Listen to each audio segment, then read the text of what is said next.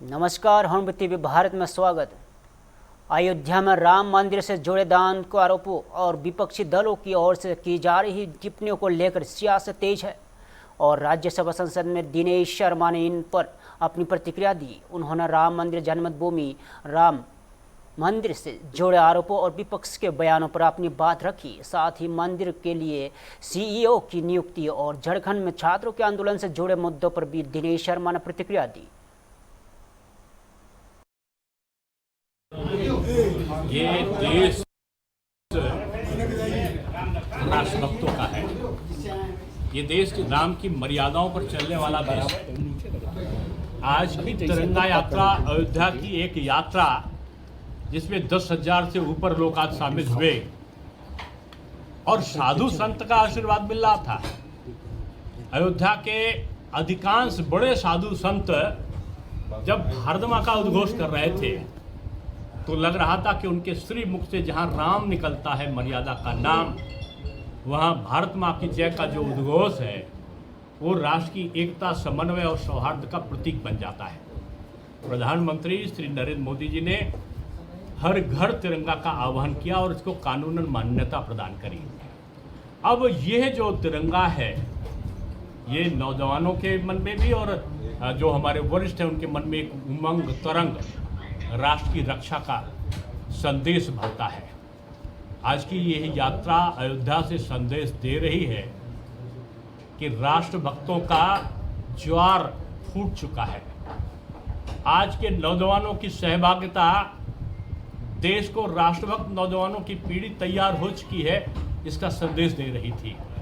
साधु संतों का आशीर्वाद इस बात का संकेत दे रहा था कि सनातन का विरोध करने वाले छद्मवेशी लोग, तुम्हारी मान्यता नहीं है, तुम भेष बदलकर सनातन को कमजोर करने की जो सपना देख रहे हो कि अयोध्या में श्रद्धालु आना बंद हो जाए, अयोध्या में चढ़ावा चढ़ना बंद हो जाए, तुम पूरे देश में जो षड्यंत्र कर रहे हो, तुम्हारी सारी जो चोट है कभी बद्रीनाथ धाम पर पहुंचता है, कभी काशी विश्वनाथ पे तुम उंगली उठाते हो, कभी आप मथुरा में उठाते हो, कभी अयोध्या में उठाते हो। मेरा मतलब ये नहीं है किसी अपराधी को, किसी गलत प्रकार की काम करने वाले या चढ़ावा की गणना में त्रुटि करने वाले को कोई संरक्षण नहीं, कोई भी सद्भाव नहीं, लेकिन जो निर्दोष है उनका अपमान भी बर्दाश्त नहीं।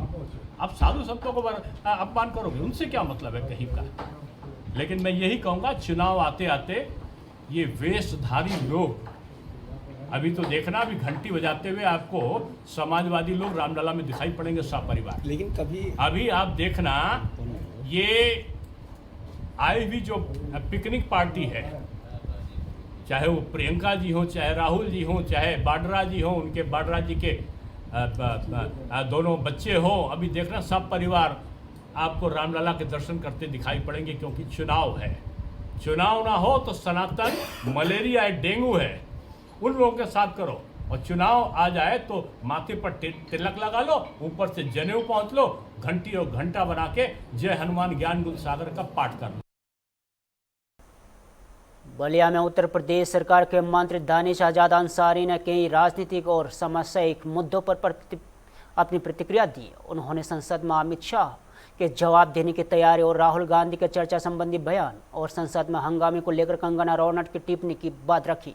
दानिश आजाद अंसारी ने झारखंड के छात्र आंदोलन और एयर इंडिया फ्लाइट हादसे और प्रशांत किशोर की बीजेपी में चुनावी हार को लेकर भी की गई टिप्पणी पर भी प्रतिक्रिया दी।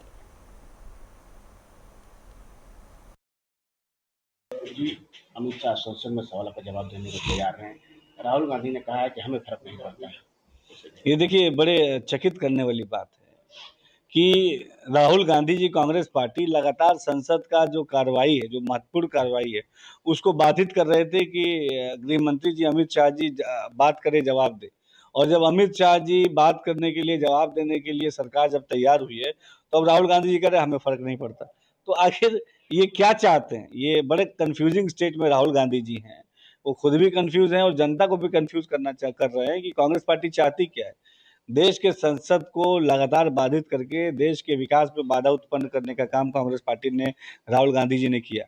और सदन के माध्यम से सरकार चर्चा के लिए हमेशा से तैयार है, ये संसदीय कार्य मंत्री किरण जी ने भी बोला संसद में, माननीय गृह मंत्री जी ने भी बोला।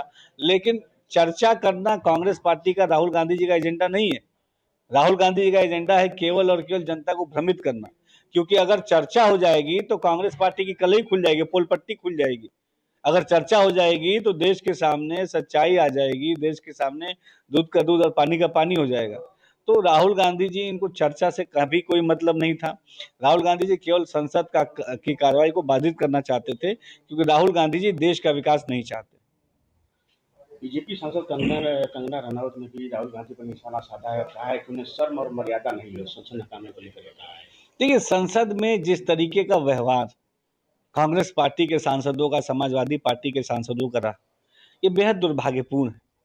देश का संसद चलना देश के विकास के लिए कितना जरूरी है, ये हम सभी जानते हैं। देश के संसद के माध्यम से देश के विकास की सार्थक चर्चा ये बहुत जरूरी है।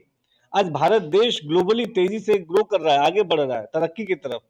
ऐसे समय में संसद के माध्यम से सार्थक नीतियां बने, सार्थक बातों पे चर्चा हो, ताकि हमारा देश और सशक्त हो और मजबूत हो, ये आज की जरूरत है। लेकिन कांग्रेस पार्टी और समाजवादी पार्टी के सांसदों ने, राहुल गांधी जी ने जिस साजिश के तहत देश के विकास में रोड़ा बने, वो ये बड़ा दुखद है कि देश के सांसद, कांग्रेस पार्टी के सांसद, इन्होंने कभी भी देश हित की कोई बात संसद में नहीं की। राहुल गांधी जी तो मुझे लगता है कि सबसे ज्यादा संसद को डिस्ट्रैक्ट करने वाला सांसद का अवार्ड किसी को जाएगा तो राहुल गांधी जी को जाएगा। तो ये बड़ा दुर्भाग्यपूर्ण है कि राहुल गांधी जी, कांग्रेस पार्टी संसद भवन में इस तरीके का व्यवहार कर रही है। भोपाल में आयोजित संसद यूथ पार्लियामेंट 2026 कार्यक्रम में मुख्यमंत्री डॉक्टर मोहन यादव ने युवाओं की लोकतंत्र में भागीदारी और संसदीय मूल्यों में महत्व पर जोर दिया। उन्होंने कहा कि युवा मध्य प्रदेश में यूथ पार्लियामेंट का आयोजन गर्व की बात है और मुख्यमंत्री ने प्रदेश में निवेश और रोजगार के अवसरों का भी जिक्र किया। और उन्होंने बताया कि अहमदाबाद से मध्य प्रदेश में करीब 8,500 करोड़ रुपए से अधिक के निवेश प्रस्ताव आए हैं और जिससे औद्योगिक गतिविधियों और रोजगार को बढ़ावा मिलने की उम्मीद है। और डॉक्टर मोहन यादव ने प्रधानमंत्री के नेतृत्व में युवाओं, महिलाओं, किसानों और गरीबों के कल्याण के लिए चल रहे अभियानों का उल्लेख करते हुए मध्य प्रदेश की विकास यात्रा की बात कही। और उन्होंने युवाओं से लोकतांत्रिक मूल्यों में मजबूत करने और प्रदेश के विकास में योगदान देने का आह्वान किया और साथ ही आगामी स्वतंत्रता दिवस की शुभकामनाएं दी। सबसे युवा देश और युवा मध्य प्रदेश में यूथ पार्लियामेंट का आयोजन, ये सौभाग्य की बात है।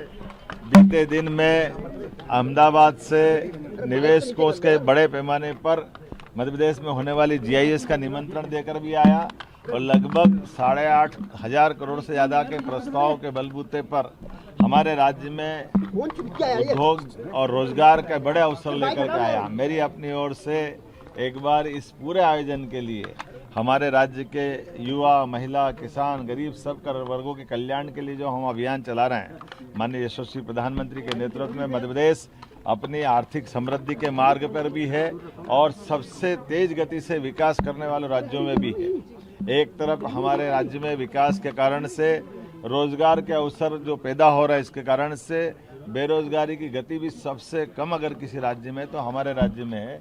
आइए हम सब मध्य प्रदेश को मजबूत करें। आगामी स्वतंत्रता दिवस की भी बधाई। लखनऊ में राष्ट्रीय लोक दल के प्रदेश अध्यक्ष ऐश्वर्या राज ने उत्तर प्रदेश विधानसभा चुनाव 2027 की तैयारियों को लेकर पार्टी की रणनीति पर बात की। उन्होंने कहा है कि RLD चौधरी चरण सिंह की विचारधारा और युवा नेतृत्व के साथ युवाओं, महिलाओं और किसानों के मुद्दों पर प्राथमिकता दे रही है। और ऐश्वर्या राज ने जैन जी मतदाताओं को पार्टी से जोड़ने और युवाओं की राजनीति में भागीदारी बढ़ाने पर जोर दिया। उन्होंने कहा है कि पार्टी गठबंधन में मजबूती से चुनाव लड़ने और 2027 में बड़ी जीत हासिल करने के लक्ष्य के साथ आगे बढ़ रही है।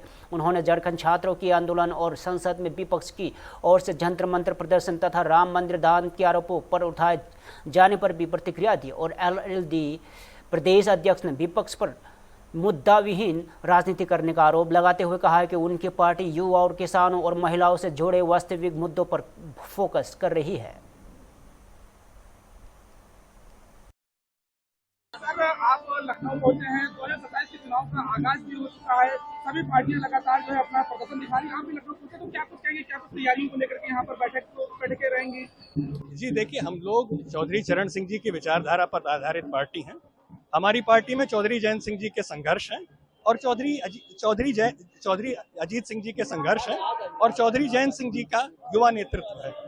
हमारा पूरा विश्वास है कि आने वाले समय में हम लोग युवाओं के मुद्दों को लेकर, महिलाओं के मुद्दों को लेकर, किसानों के मुद्दों को लेकर हम लोग आने वाले समय में चुनाव में उतरेंगे और राष्ट्रीय लोकदल मजबूत तरीके से एनडीए गठबंधन में एक अपनी भागीदारी देगा और आने वाले समय में 2027 के चुनाव में हम लोग पुनः प्रचंड बहुमत के साथ सरकार में आने का काम करेंगे। सर, एजेंसियों को लेकर के जिस तरीके से सभी पार्टियां साधने की प्रयास कर रही हैं, बात की जब प्रोटेस्ट हुआ था तो उसके बाद जो लाठीचार्ज झारखंड में हुआ है उसको किस तरीके से देख रहे हैं? देखिए, जेंजी का जो प्रोटेस्ट हुआ था उस पर जो पूरा विपक्ष है, पूरा विपक्ष एक हो गया था और पूरा विपक्ष एक होकर दिल्ली में एक आंदोलन कर रहा था। लेकिन उसी तरीके से आपको पंजाब में करना था और आपको आंदोलन झारखंड में करना था। कहीं ना कहीं विपक्ष जो है मुद्दाहीन है और विपक्ष का काम ही है उसको सरकार के जो फैसले हैं उसका विरोध करना। वो अपना काम करेगी, हम अपना काम करेंगे और हमें पूरा विश्वास है कि पश्चिम बंगाल के चुनाव की तरह आने वाले समय में उत्तर प्रदेश में हम लोग प्रचंड बहुमत के साथ वापस आएंगे। एजेंसियों को लेकर के विपक्ष जो है लगातार राजनीति की बात किया तो राजनीति को लेकर के एजेंसियों को अपने साथ कर रहा है। आपकी अगर बात किया तो आप एजेंसियों को किस तरीके से करेंगे, क्योंकि आकाश आनंद भी लगातार एजेंसियों की बात कर रहे हैं?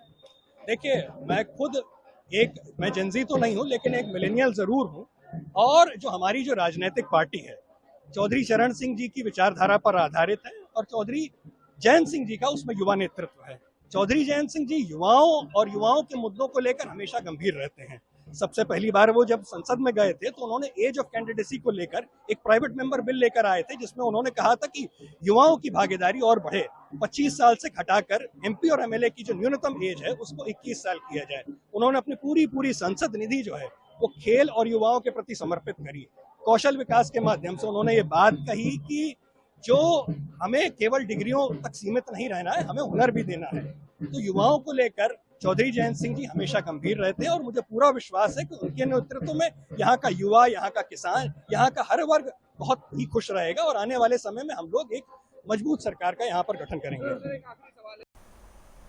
जयपुर में मुख्यमंत्री भजन लाल शर्मा ने घुमंटू और अर्थ घुमंटू समुदाय के लाभार्थियों को आवास आवंटन पत्र पर वितरित किए और कार्यक्रम के दौरान लाभार्थियों के लिए यहां पल भावुक और खुशी से भरा हुआ रहा और एक लाभार्थी ने अपने पुराने दिनों की याद करते हुए बताया कि परिवार पहले तिरपाल से बने अस्थायी आश्रय में रहने का मजबूर था। पक्के घर की सुविधा मिलना उनके लिए बेहद खुशी और गर्व का दिन है और कार्यक्रम में ज़रूरतमंद परिवारों को सरकारी योजनाओं का लाभ दिलाने और पात्र लोगों की पहचान कर उन्हें योजनाओं से जोड़ने की अपील की गई और लाभार्थियों ने मुख्यमंत्री भजन लाल शर्मा और जयपुर विकास प्राधिकरण के प्रति आभार जताया।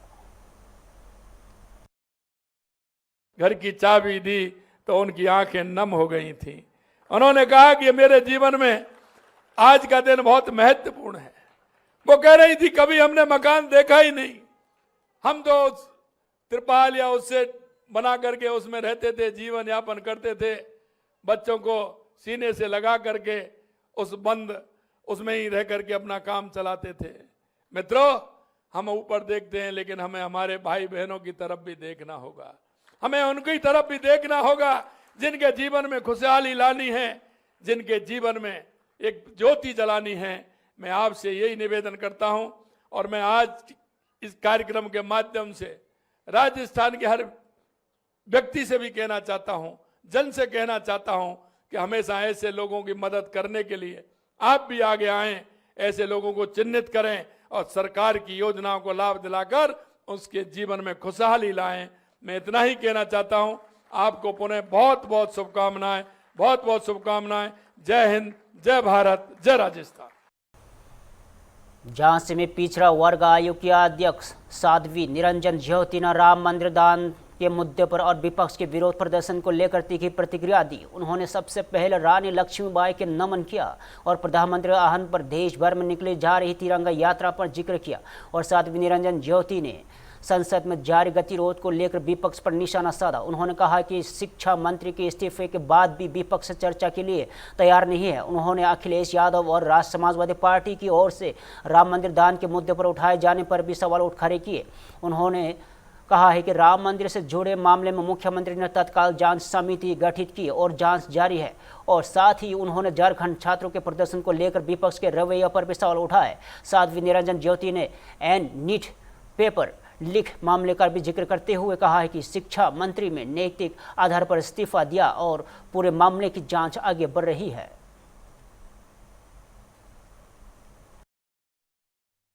सबसे पहले मैं आज वीरांगना लक्ष्मीबाई झांसी वाली रानी के प्रांगण पर आई हूँ, उनको नमन करती हूँ।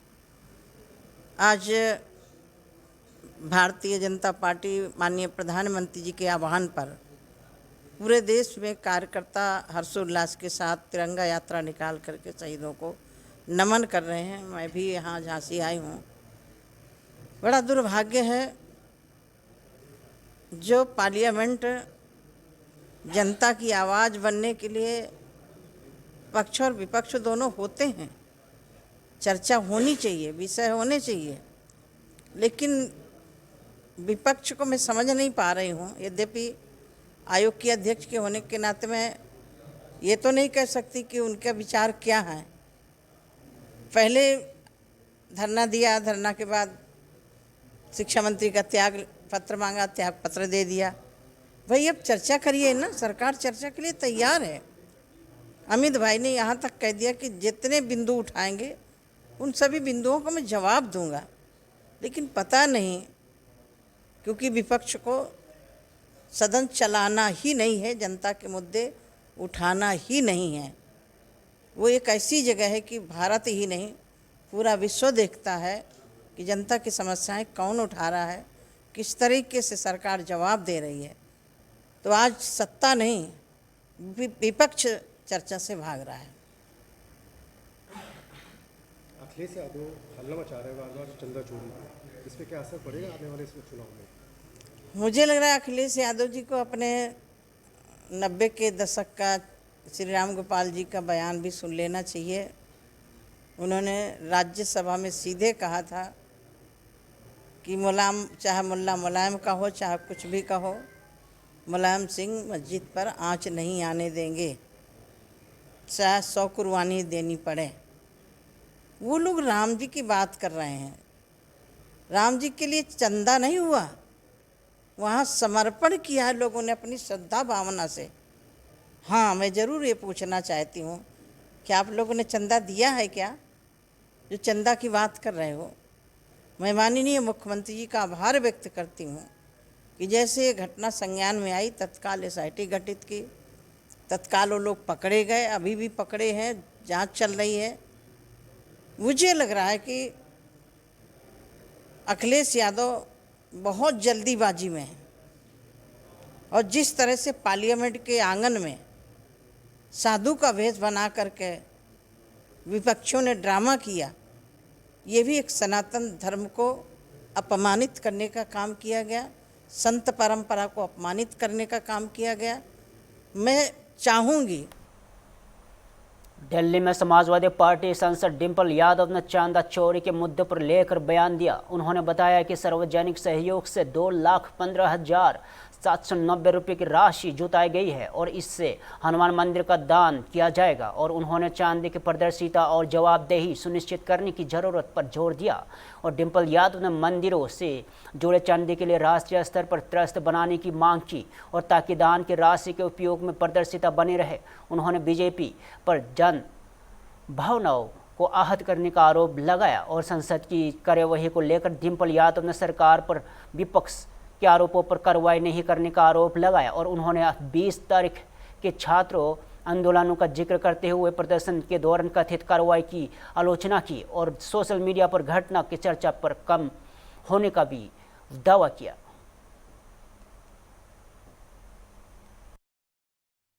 $2,15,790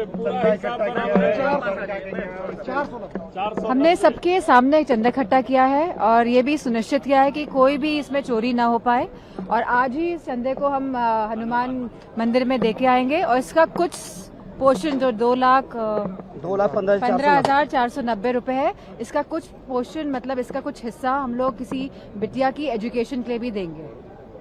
नए तरीके से आप लोग जो प्रदर्शन कर रहे हैं, क्या संदेश देने की कोशिश है? हम देख रहे हैं अयोध्या का मुद्दा आप लोग उठा रहे हैं, क्योंकि ये लोगों की आस्था के साथ चोरी थी, लोगों की श्रद्धा के साथ चोरी थी और जिस तरह लोगों ने भाव के साथ आके मंदिर में अर्पण समर्पण किया था, तो मैं समझती हूँ कहीं ना कहीं सभी की भावनाओं को आघात पहुंचाने का काम भारतीय जनता पार्टी ने करा है। और हम चाहते हैं कि जो भी मंदिर में पहले जो ट्रस्ट है वो एकदम मतलब कि एक नेशनल ट्रस्ट के रूप में आए और उसका एक एक पैसे का हिसाब हो। ये नहीं कि वो ट्रस्ट का पैसा किसी संगठन के प्रयोग में लाया जा रहा है, किसी संगठन को चलाने के लिए लिया जा रहा है। और मैं समझती हूँ इसी के साथ जो ये पैसा इकट्ठा हुआ है, आज हम शाम को इसको हनुमान जी के मंदिर में देंगे और इसका कुछ हिस्सा हम एक किसी बिटिया की एजुकेशन में दान करने का कार्य करेंगे। आज आखिरी दिन है मानसून सत्र का, सत्र में कामकाज नहीं हो सका, विपक्ष के अपने आरोप हैं, सरकार अपने तरफ नहीं, काम कोई भेंट नहीं चढ़ा है। Let us be very clear upon this fact कि सत्र कोई भेंट नहीं चढ़ा है। इतना बड़ा आंदोलन बच्चों का जो हुआ, जब 20 तारीख को इतने हजारों और लाखों की संख्या में बच्चे आए और जिस तरह की बर्बरता इस सरकार ने करी है उन बच्चों के साथ, क्योंकि उनके बच्चे और हमारे में से तो किसी के बच्चे थे नहीं, लेकिन जो दर्द इस देश ने सहा है सोशल मीडिया के माध्यम से और जिस तरह सरकार ने सोशल मीडिया में भी सारे एल्गोरिथम चेंज कर दिया, सारी रील्स अब गायब कर दी गई हैं, तो कहीं ना कहीं ये सरकार ये चाहती नहीं है कि लोग इस बात को याद रखें कि 20 तारीख को इतना बड़ा आंदोलन हुआ था जहाँ पे सब युवाओं ने साथ मिलकर और सभी विपक्षी पार्टी ने इसका साथ दिया है। और कहीं ना कहीं सरकार अपने आप को कटघरे में पा रही है। इसी तरह से आप उनकी लैंग्वेज बोल रहे हैं मुझे लग रहा है। दिल्ली में बीजेपी सांसद संजय जायसवाल ने संसद की कार्रवाई में जारी गतिरोध को लेकर विपक्ष का निशाना साधा। उन्होंने कहा है कि सरकार लगातार चर्चा के लिए तैयार है, लेकिन विपक्ष संसद की कार्रवाई चलने नहीं दे रहा है। और संजय जायसवाल ने कहा है कि लोकसभा अध्यक्ष को सदन की कार्रवाई सुचारू रूप से चलाने के लिए आवश्यक कदम उठाने चाहिए। उन्होंने दावा किया है कि अमित शाह की विभिन्न मुद्दों पर देर रात तक चर्चा और जवाब देने के लिए तैयार है, लेकिन विपक्ष चर्चा के सहयोग नहीं कर रहा है। और बीजेपी सांसद ने विपक्ष पर सदन को बाधित करने और राजनीतिक लाभ लेने का आरोप लगाया। और उन्होंने कहा कि विपक्ष के पास शून्यकाल समेत कई माध्यम हैं जिनके जरिए वहां अपने मुद्दों को उठा सकते हैं। और उन्होंने यह भी कहा है कि सरकार के मंत्री सवालों के जवाब देने के लिए पूरी तरह तैयार है। माननीय अध्यक्ष जी से मेरा अनुरोध होगा कि सेशन चलाना सभी का कर्तव्य है और जो लोग नहीं चलाना चाहते हैं उन पर कार्रवाई निश्चित तौर पर होनी चाहिए। आप खुद पहले बोलते हैं कि हम सुप्रीम कोर्ट में के लिए सेशन चलाएंगे, फिर नहीं चलाते हैं। आप कभी कहते हैं कि हम जो लाठीचार्ज हुआ है उसका जवाब अगर होम मिनिस्टर देंगे तो सेशन चलाएंगे, नहीं चलाते हैं। इस तरह से विपक्ष ने एक तरह से पूरे पार्लियामेंट को रैंसम पे रखा हुआ, बहुत ही गलत बात है और स्पीकर साहब को संज्ञान लेना चाहिए, अगली बार ऐसा नहीं हो। और हर हालत में जो लोग पार्लियामेंट नहीं चलाना चाहते हैं वो बाहर आके बैठे धरने पर, पार्लियामेंट क्यों रुकेगा? मुझे लगता है कि स्पीकर साहब को जरूर इस विषय में सोचना चाहिए। सर, जैसे अमित शाह जी ने भी बोला कि वो रात तक बैठे रहेंगे, आप डिस्कशन करने के लिए अपना स्टैंड क्लियर कीजिए, लेकिन उसके बावजूद ये लोग स्टैंड है नहीं, स्टैंड तो एक ही है कि FCRA बिल नहीं पास होना चाहिए था, आज JPC में चला गया। अब कौन सा स्टैंड है? इन लोगों को जो विदेशों से फंडिंग मिलती है, जाकिर नायक जैसे लोगों से जो राजीव गांधी फाउंडेशन को फंडिंग मिलती है, सारी दिक्कत वहीं से। अब तो वो JPC में चला गया, फिर इनके पास तो कोई कारण ही नहीं होना चाहिए। लेकिन ये सोचते हैं कि लोकसभा नहीं चला के ये स्कोर कर रहे हैं, तो इनकी बुद्धि पर मुझे तरस आता है। जब लोकसभा चलती है तो मंत्री डॉक पे खड़े रहते हैं, कोई सवाल का जवाब गलत है, आप कोई भी सवाल पूछ सकते हैं। आप चाहते तो 0 आवर में ये सारे मुद्दे उठा सकते थे, 377 में उठा सकते थे, आप खुद ही नहीं उठाना चाहते हो। ये तो पहली बार मैं देख रहा हूं कि सारे मंत्री जवाब तैयार करके ला रहे हैं और विपक्ष को कोई मतलब नहीं है किसी प्रश्न से। फिलहाल के लिए इतना ही। तजर्बा बने रहिए हुम्बल TV भारत के साथ।